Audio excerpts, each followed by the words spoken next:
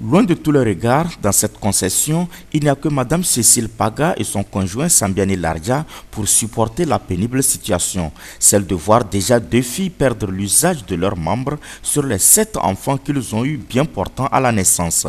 Pour Marie, cela dure déjà 6 ans que bras et jambes ne servent plus à rien.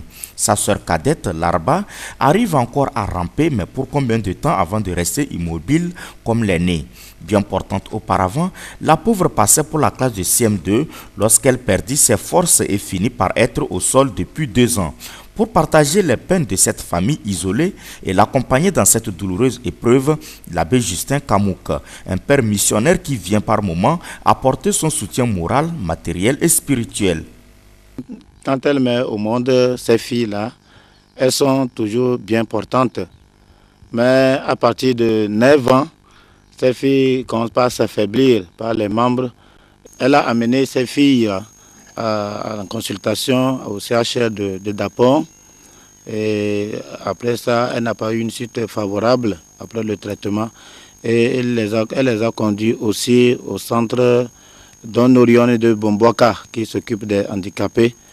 Le docteur qui les a rencontrés leur ont dit que certainement c'est une maladie génétique liée au sang. Et il a dit que ces enfants peuvent être traités, mais ça reviendra très cher à la famille. Donc c'est pourquoi depuis là, ils sont là, ils n'ont plus suivre le traitement qui est adéquat pour récupérer ces enfants. C'est en bonne mère que Madame Cécile, accompagnée par une sœur religieuse de la mission de Korbongou, a essayé de comprendre ce qui arrivait à ses filles et trouver une solution à leur état en les conduisant dans les formations sanitaires du milieu. Malheureusement, cela ne fut que de vains efforts. Quand j'ai rencontré le docteur, il a vu les filles et il nous a dit que c'est un peu difficile de nous dire quoi parce que les enfants sont atteints d'une maladie génétique qui se nomme myopathie sélective dégénérative. Parce que ici, c'est le cas des filles, toutes ces filles, les filles de cette femme-là qui seront atteintes. Alors, il a dit qu'on ne peut rien, mais qu'il faut les suivre.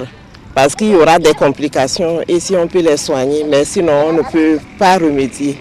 Mais la maman avait émis le problème de la petite aussi qui est fille. Est-ce qu'elle sera épargnée ou pas? Mais ils ont dit que sûrement qu'elle sera aussi malade, mais si on a des moyens de l'amener voir un neurologue pour voir si l'enfant a des germes qui sera vraiment atteint ou bien on peut l'épargner. Mais comme on n'a pas de moyens. Les filles de la famille Sambiani sont à terre pour une maladie génétique selon leurs conclusions médicales. Mais la Benjamin Lydia, 6 ans en classe de CP2, peut être sauvée s'il y a les moyens.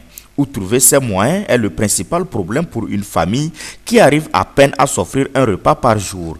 Impuissants devant l'épreuve, les parents n'ont que leurs bras pour transporter leurs filles, du moins le temps que Dieu va leur donner les forces nécessaires.